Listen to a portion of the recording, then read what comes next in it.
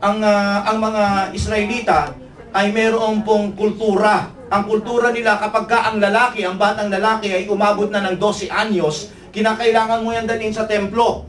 Sapagkat doon sila ibabasbasan at doon, simula nung ngayon, sila ay ide-declare na man.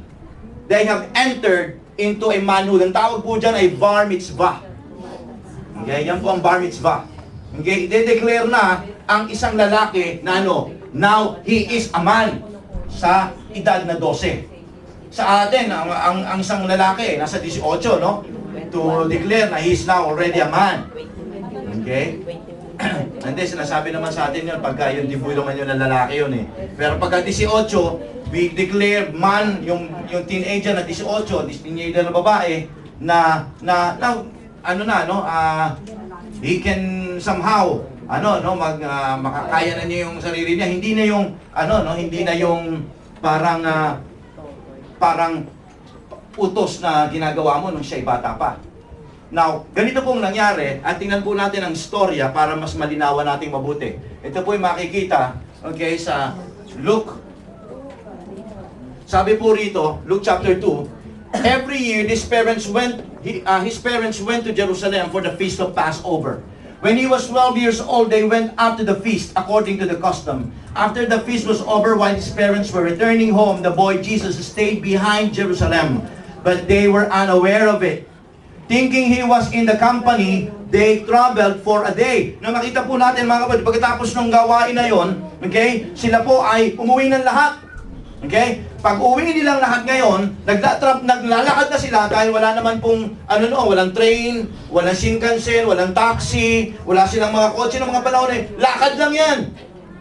Okay? Usually, it takes weeks para makauwi sila sa pamamagitan lang ng lakad.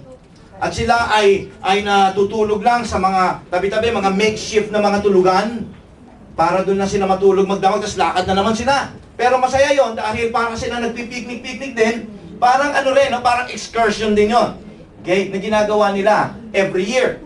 Now, pagkatapos po nun, sila ay naglalakad na for one day, so iniisip nila, nandyan lang siya sumusunod. Alam niyo naman, ang bata, sunod ka, may ginagawa yan, pero hanggang nakikita niya ng nanay niya, lakad pa rin niya, tama? Okay? So, naglalakad sila mag-asawa, habang sila yung naglalakad, then, siguro magpapahinga na sila for the day, napansin nila, nasa si Jesus? Nakita mo ba yung batang yun? So, wala pang ano. Ang ginawa nila, ay nagtanong-tinong sila sa kanilang mga kaibigan, sa mga kamag-anak na kasabay nila. Tingnan po niyo yung sumunod. Thinking, then, they began looking for him among their relatives. So, may mga kasama sila mga kamag-anak. Okay? Kaako, nasa ba yung nyo? Yung pamangkin ko. Yung pamangkin nyo. Yung anak ko. Okay? Friend, nakita mo ba si Jesus? Yan, nagtanong-tanong sila mag-asawa. Then, after asking their friends and relatives, 45, then, when they did not find him, they went back to Jerusalem to look for him. Nung nasiguro na niya, ng mag-asawa, na wala talaga si Jesus, ang ginawa nila, bumalik sila ng Jerusalem another day. Okay? Another day yun. Dahil isang araw na sila, sabing gano'n, isang araw na silang naglalakad. So, balik sila ngayon. Okay? Now, tuloy po natin yung storya, 46. After 3 days, nandun na sila sa Jerusalem, nagtanong-tanong pa rin sila, it took them 3 days to find Jesus. Sabi po ron, they found him saan? Sabi, found him in the temple courts. Kailangan pa pumasok sila sa loob ng templo. Sitting among the teachers, listening to them, and asking them questions. Everyone who heard him was amazed at his understanding and his answer. When his parents saw him, they were astonished. His mother said to him, so kung nakita siya, itong word na astonished na ito sa Greek word, mga kapatid ko, hindi lamang sila na sorpresa, pero may halong inis at naku, talagang parang patay ka ngayon. Gusto ko namin ikaw, Okay? Ang laga, naghintay-hintay kami, 3 araw, binulikan ka namin dito. Kasi kinakabahan kami, wala ka man lang, Dex. Wala ka man lang pa, Nag-aalala kami, mga magulang mo. Ganon. So yung word na astonish na, it's a mixed feeling of, dito. Tapos, tingnan mo, ang saya-saya. Tapos kami, hindi mo naghahanap kami, hindi niya iniisip na kami ay nag-aalala sa kanya. May magulang na naghihintay sa kanya. Tama, di ba? Astonished! Tingnan po ninyo, obviously, ito sa tanong ng nanay niya, ni Mary, na medyo inis. Tingnan niyo, sabi, Son, why have you treated us like this? Inis, ano? Ano, ba't ginagawa mo sa amin to? Ba't ginawa mo sa amin to? Kaya medyo elaborate natin sa parang yung sinasabi rito ni Mary na, ano ka ba naman? Di ba kasama, natatandaan mo, magkakasama tayong tatlo? Ngayon alam mo, umuwi na kami, bakit hindi ka sumunod? Anong pinagkagagawa mo? Ha? Dapat sumusunod ka.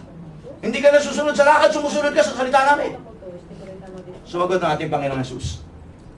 Sabi pa niya, tuloy pa natin, Your father and I have been anxiously searching for you. Sabi niya gano'n. Sagot si Jesus Christ, verse 49, Why were you searching for me? He asked. Didn't you know that I had to be in my Father's house? Sabi rito ni Jesus Christ ganito, Teka muna, bakit naman niyo sasabihin sa akin yan?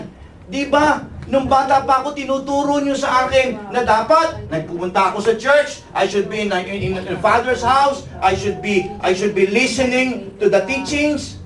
Bakit niyo tinatanong? Ngayon ginagawa ko nito.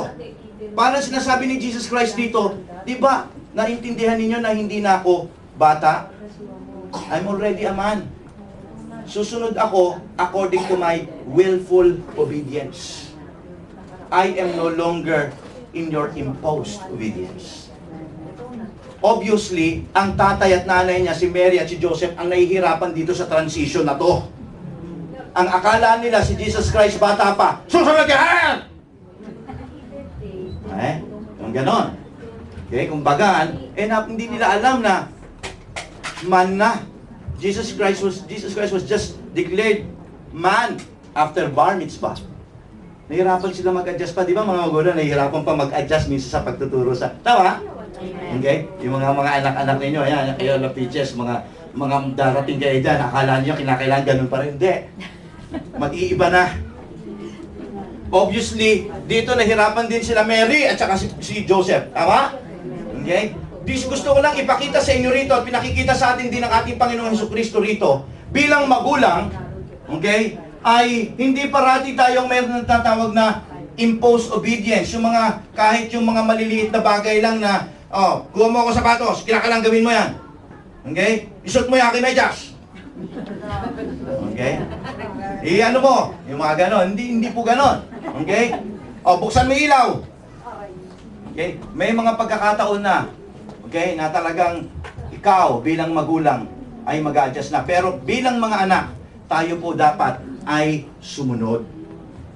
Makikita po natin ang sumunod na istorya. Habang gano'n, sabi ni Jesus Christ, di ba itinuro mo sa amin yan, tama yung tinuro mo sa akin yan, bata pa ako, tama, ako'y dapat nasa bahay ng Diyos. Okay? Dapat yun. Kaya, inano rito ng Jesus Christ, nangangatwiran na siya. Nangangatwiran na siya. Di ba mas tama naman yun? Sabi niya gano'n sa kanyang mga magulang. Mas tama naman yun. Tingnan po natin, nag-reaction ng mag-asawa. But they did not understand what he was saying to them. Medyo parang, kasi nga na medyo nag-ano sila eh. Nahihirapan sila si Jesus Christ, alam niya yung adjustment. Yung mga magulang nahihirapan sa adjustment. Okay? Tuloy po natin yung story. Pero tingnan po natin ang ginawa ni after that. Then,